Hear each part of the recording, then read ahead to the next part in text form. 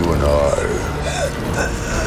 we are going to do such beautiful things together, William. Such beautiful things. Start with the shot that keeps replaying in your head. Fire, alarms, and Will suspended in the air like the clock has him by the throat. Vecna doesn't say William for nothing. William. He says it like a command. You are going to help me one last time.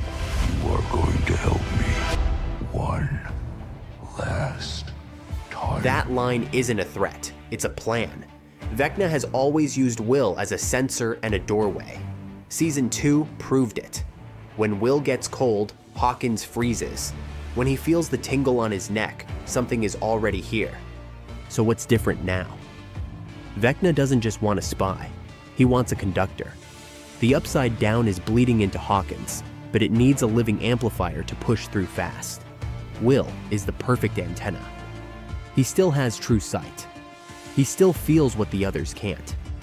If Vecna anchors his hive mind through Will, he can punch past the military walls and the metal plates sealing the rifts. And because Will is older, stronger, and angrier, the signal would carry further than before. But there's a twist that changes everything. What if Vecna isn't just hijacking Will? What if he's trying to unlock something inside him? What if he never left? What if we locked him out here with us? Henry Creel discovered power in isolation.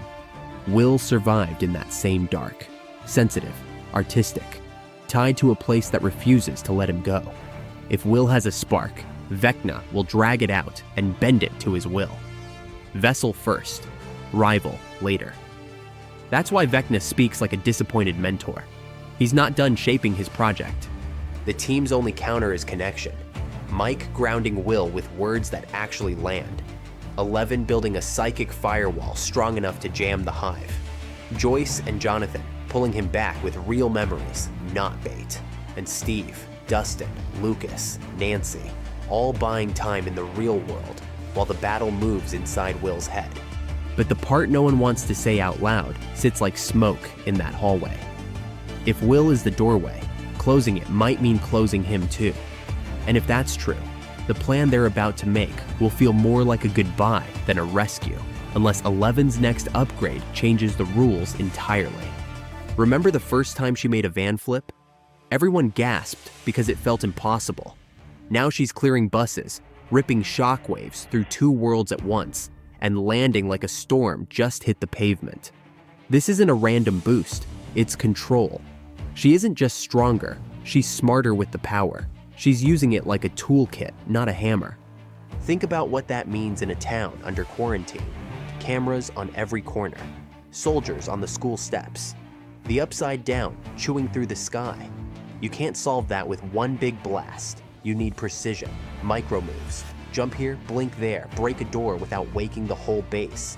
That's the difference. The Force, not fireworks. She can layer attacks, shield a friend, and still keep a link open into the void. One person acting like an entire squad. And then there's the new ceiling, cross-realm impact. You hit a target in Hawkins, and the Echo smacks the Upside Down at the same time. That's how you fight a hive mind. You don't cut one vine, you burn the root. If 11 times it with Will's true sight, she can strike Vecna's signal at the exact second it surges through him. Pain for pain, pulse for pulse. But every upgrade comes with a cost. The more she lifts, the more it takes. Nosebleeds turn to migraines. Bruises appear where nothing touched her. Training mode won't be enough when the real thing screams back. She'll need someone talking in her ear, holding her steady. Hopper, calm and direct. Mike, focused for once. And maybe even Dr. K hunting from the other side, forcing 11 to evolve again under pressure. So the question isn't whether 11 can fly. It's whether she can hold that power long enough to crack Vecna's grip without cracking herself. Because the person she needs to catch before she falls isn't a soldier. It's Max, trapped somewhere you can't reach by running down a hallway. Max is breathing, her heart came back, but her mind is missing, and everyone knows exactly where it went. Not a hospital, not a room you can walk into, a design, a planet of rules, kamazats. Call it a mindscape built by a tyrant. Everything marches in time until your will disappears. That's why Max couldn't be found in the void. She's behind a pattern, not a door. So what does a rescue look like? You don't yank the body, you break the rhythm. 11 has to step into kamazats without becoming part of it. That means no obvious powers at first. Hide the signal. Copy the beat until the pattern trusts you. Then twist it. Change a light that never changes. Slow a clock by 1 tick. Teach the world to stutter. In a realm where sameness is control, difference becomes a weapon. Lucas is the anchor on the outside. He carries the guilt like a backpack made of lead, but that pain could be the tether 11 needs. A memory only he can feed her. Skate wheels under Max's shoes. The song that saved her last time, but used differently. Not as protection, as a key. Play 1 note off. Let Max hear the wrongness and follow it out of the loop. Vecna won't let this go quietly. He learned from the last escape. He'll move the goalposts, shift Max into a copy of a copy, bind her with a happier memory that isn't real, a smile that never happened. That's the trap. If 11 punches too hard, Max snaps with the world. If she pulls too gently, they both stay asleep. So the plan becomes a rescue that teaches Max to rescue herself. Show her the seam in the wallpaper, hand her the thread, let her do the final tear, because the final tear is the proof. When she wakes, she won't be the same Max. She'll be the one who broke kamazats from the inside. And that would give the team something they haven't had all season, a way to hurt Vecna where he thinks he's God. The title refuses to finish the sentence, and that's the point. The vanishing of a name we've heard since the beginning. Only now it isn't Will, it's Holly. The kid who never had a storyline suddenly becomes the match that lights the town. Why her? Because the pattern loves echoes.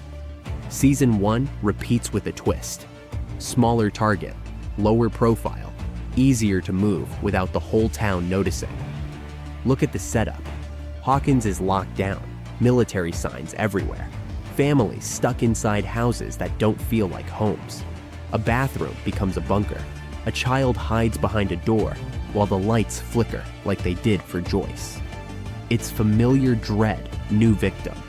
And if Holly has been recast older, the story wants her to carry weight, not just a scare, a purpose. Here's the theory that ties it together.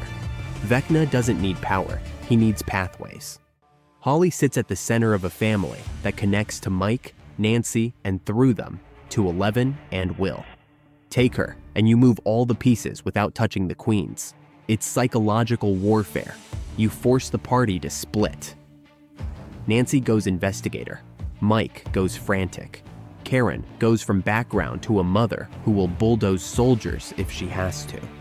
And then the cold, open twist everyone's whispering about. Vecna in a human shell, approaching like a neighbor. It's worse than a monster. It's trust being used as a weapon. If that's the scene, the show is saying out loud what it hinted before. He can reach you here, where you think the real world is safe. Finding Holly won't be about brute force. It'll be about reading the town like a map of weak points.